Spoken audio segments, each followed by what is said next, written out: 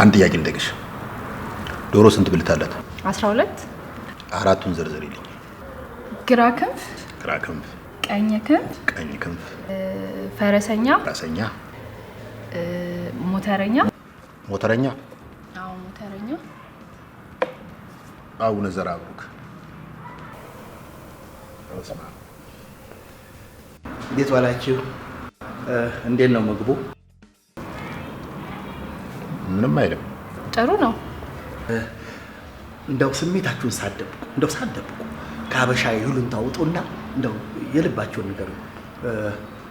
ምንድን ነው የታዘዘው? ቋንጣ ፍርፍር። እና እንዴት ነው? ፍርፍሩ ደርሶናል። ቋንጣውን እየጠበቅን ነው።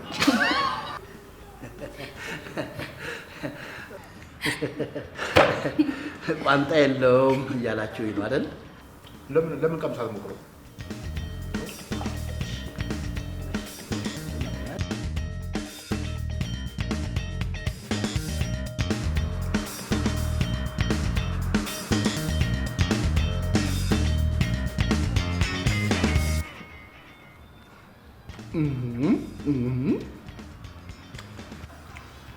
ይሄማ በቋንጣ መረቅ የተሰራ ፍርፍር።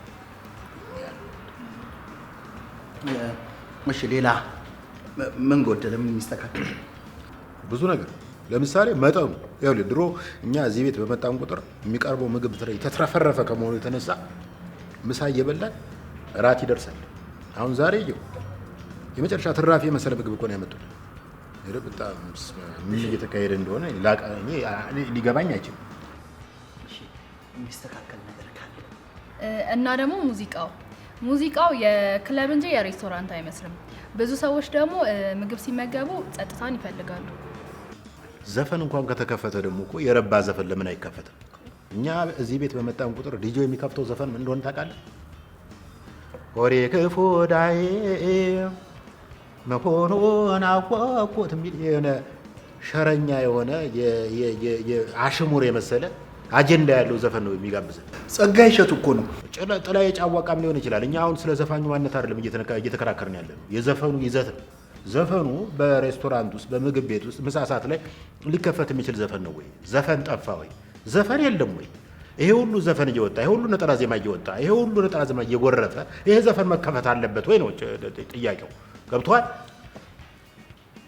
ለምንድን ነው እንደዚህ የሚሆነው? እንዲህ የሚገርመው ነገር ያ ዲጄ እኛ ኮምፕሌን አድርገን ተባሮ ሲያበቃ በማግስቱ የተተካው ዲጄ ምን እንደከፈተ ታውቃለህ? እኔና እሷ በስነ ስርዓት ጦመን ዳይት አድርገን በሁለተኛ ቀናችን እየበላን እያለ የከፈተው ዘፈን ምን እንደሚል ታውቃለህ? በያዘው ሽመል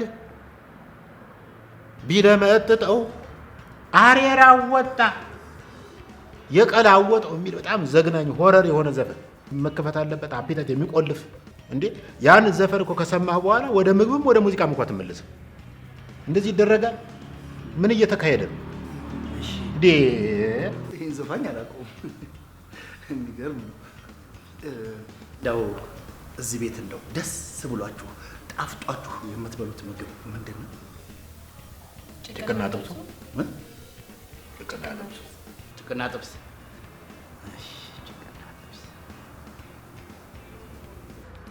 በነገራችን ላይ አዲሱ ማናጀር ነህ? አይ አይደለሁም፣ አዲሱ ደንበኛ